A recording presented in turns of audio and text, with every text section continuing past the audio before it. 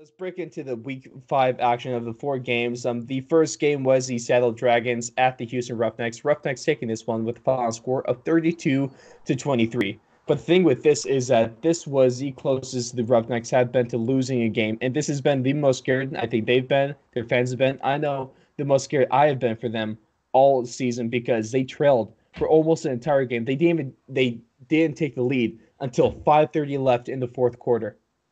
Who the hell would have seen that one coming? They didn't even score until 3 minutes left in the second.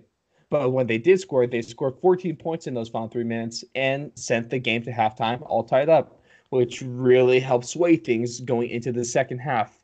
And along with that, PJ Walker had arguably his worst game of the season. It's still a good game. It's still good, especially when you care about Josh Johnson and the other quarterbacks of the league. He completed his passing percentage at 71% clip, 351 yards, 3 touchdowns. But what really threw him off was 2 interceptions and 1 fumble. It's those turnovers that really helped things out for the Seattle Dragons because they didn't have much in terms of yards. They had 202 total yards this game, but the reason they were able to put up 23 points is because they always had that really good field position from those 3 turnovers. And that worked wonders for them. They started inside the 20 once. They started inside the 1 because there's a pass that was almost in return for a touchdown, but was just barely tackled before the end zone. And so that's what's going to help you put up these points. Leading into that, that's why this was the best offensive performance for the Dragons, scoring-wise, at least all season. And they might have found their new starting quarterback there in Daniels, in BJ Daniels, because he didn't light the world on fire. He had around 214 yards, 1 interception, 1 touchdown, but that is better than what the Dragons have had recently. And at least they only had one quarterback in the whole game and not having a turnstile the quarterback like they did last week. Yeah, that'll definitely help you out a little bit when you don't have 5 names at quarterback. You shouldn't have 5 names in the quarterback stats unless you're running trick plays with your quarterback and with your running back and your receivers. But I don't know why they did it, but they were doing it. It's XFL, channel. You gotta go big or go home, okay? But at least one thing's like I was mentioning, Cam Phillips, MVP candidate Cam Phillips. He had one hell of a bounce back game if he's ever going to have one. 10 catches, buck 22 yards, and a couple tutters to really put the Houston Roughnecks ahead in this game. And that his couple touchdowns were ultimately the deciding factor. But this wasn't the only storyline coming out of this game. Was the final score? There was a little bit of we'll call it a officiating gaffe. That's Controversy. The controversy. Pronounce it correct, please, Jalen. Controversy. The controversy that took place around this game, but we will get to that once we're done with the other 3 games. The next game, Jalen, was the New York Guardians at the Dallas Renegades. The Guardians taking this one with the final score 30-12. It really wasn't close. The Renegades disappointed, and the Guardians did impress. One thing before I want to get into the rest of the game was this crazy series of scoring that took place late in the third quarter. So, 3:31 left in the third. The Guardians scored a 80-yard receiving touchdown. Then ensuing drive, at 2:48 after the Renegades take over, the Guardians get a pick 6, and they take that one in, and I believe that they got the 2-point conversion on that one.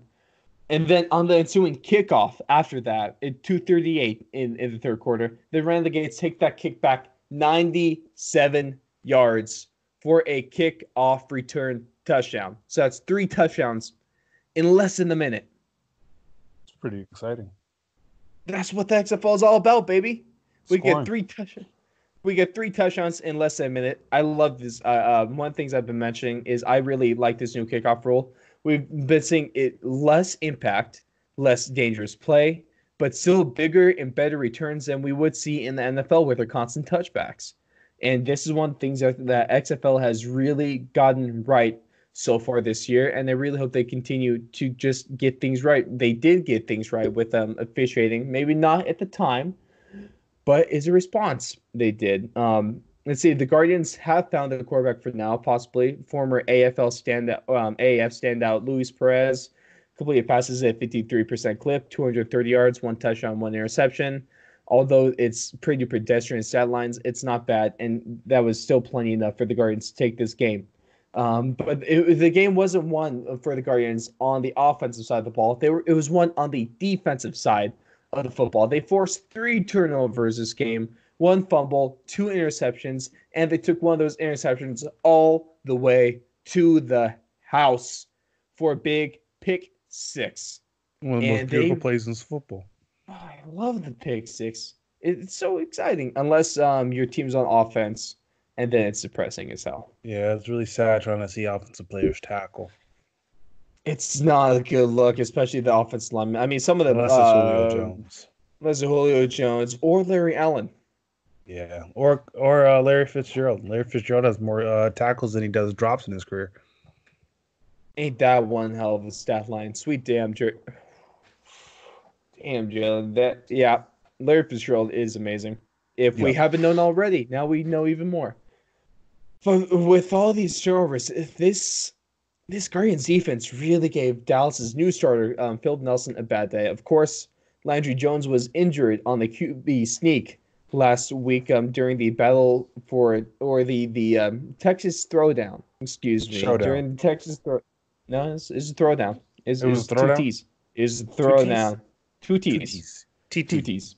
No. Let's keep but like that. But he was injured during the quarterback sneak, knee injury, same thing he had before the season when he missed week 1, and now he's suspected to miss the rest of the regular season. And Phil Nelson wasn't good. 57% completion, 210 yards, no touchdowns, and 2 interceptions. You can't do that. That's not going to win the games. And it doesn't look good for Dallas without Landry Jones at the helm, even though Landry Jones was a turnover factory. That dude was throwing around turnovers like he was Jameis Winston. Ooh. But, Jameis turnover. Yeah, but at least if Landry Jones is going through 2 interceptions, he'll at least throw 1 touchdown, maybe 2 touchdowns to counterbalance that. Just kind of even it out, yeah. No, but Phil Nelson couldn't even get a touchdown on the board. So that's why he's not as good as Landry Jones, and that's why Dallas, I believe they should be worried. And if their drop in the power rankings doesn't demonstrate that, then next week when they really suck, probably will. That's fair. Yeah, I know it's fair. I'm a very fair person. I'm just a genius when it comes to everything. Let's just move to the next game. Okay, will do. So the first game on Sunday was the St. Louis Battlehawks at the DC Defenders. And before I get into this game, on the on-field action, can we take a second to talk about the off-field action and how great those DC fans are? Yeah. Just 2 words, Jalen. Just 2 words. Beer snake. Beer snake. That was impressive. It was impressive as hell. Those guys had a snake full. And if you don't know, you should just look at the pictures. These guys, the DC fans, are known for the beer snake. They'll take their empty plastic beer cups and they'll stack them and they'll make a giant line. Their snake was stretching from almost up the entire section behind the end zone. Yeah, it was about I think 1,200 cups, I believe it's 1,237 or something like that. You posted online. A full NFL stadium full of fans wouldn't be able to afford that much beer. So God bless the XFL. And then we had a surprise cup contributor. Yes, we did. VP we had of DC. No, we had that, and we had the commissioner of the XFL, Oliver Luck, contributing the glorious beer snake. God bless the XFL. Would you ever see Roger Goodell contributing to a beer snake? No, you wouldn't. You wouldn't even see him contributing in a positive way to the league he's supposed to run. The only way Roger Goodell could one up this is if he does a keg stand. The only way Roger Goodell could one up this and make everyone happy is by resigning. Nah, keg stand will work for me. Keg stand will work. If he does a keg stand, I'll forgive him for everything he's ever done. When pigs fly, and when the Jets win the Super Bowl, I think he'll do a keg stand. Well, And you better watch what you say. Jets are going to win the Super Bowl. honestly, I'd be okay with that because it would just throw everyone off. Yeah, I wouldn't have any. No, I think that'd be great. But Oliver Luck added to the beer stand. That was even one of the best pictures. The other one you had, of course, the XFL. Everyone's sponsored by the Bud Light Seltzer. They're always Bud Light Seltzer for the winning teams, and they're always partying after. We had one of the DC fans. He had a box of Bud Light Seltzer over his head, and he cut out eye holes. Yeah, I think that's a perfect substitution to being a Browns fan and having to wear a paper bag. Bud Light Seltzer box is the best thing you could wear as a fan, in my opinion. I did find the stats for that beer snake. The beer Yes. snake was 1,237 cups long, 19,792 ounces of beer consumed. Unbelievable group effort. So many cups, and this is directly from the XFL's Instagram page. And one commissioner. The XFL is totally promoting the hell out of this. Exactly. That's They put a tweet NFL in an Instagram thing saying the best stat of the week. And this, I can't say enough, Jalen. God bless the XFL because of how they're running this and how they're accepting the stuff fans do like this. This is perfect. And this is exactly one of the things that they're doing so right. So yeah, right. I think just like kind of accepting how their fans act and just kind of the football, just community. It's like we're not just all follow the Oh, they're rules not type being a stuff. bunch of tighwads about this. Football fans, especially by the XFL ones, we're going to get some jackasses. So Yeah. why not just embrace the jackassery? Yeah, exactly. And That's I my feel like a lot of question. other sports try to hide it. NFL, that is my question. Why won't you? And it's a real word too. Jackassery. Look it up. I'll make a dictionary for my words. Why won't you accept the jackassery that makes the sport so much fun? Why do you think you had the nickname called the No Fun League? It's because you don't do stuff like this. XFL will never have a nickname, anything like that, because they are the funnest league in sports right now. Yeah. They won't let guys take steroids. Like, what type of stuff is that? That's a little more I think that's a different subject right there, Jalen. So we're gonna stay away from that. But going from off the field stuff, way more You're right. excited off the field than what was going on the field. I'd much rather watch them put together that beer snake than what their offense was put together on the field. One big thing that happened is Cordell Jones was benched in this game, early in this game, in favor of Tyree Jackson after his first two passes were incomplete and with the interception. And Tyree Jackson, although he didn't let the world on fire, that interception was pretty clean. that was a pretty nice interception. I don't know if Cordell Jones is. It wasn't 100% his fault. That was kind of just a really great play by the defense, in my opinion. But yeah, I think so as well.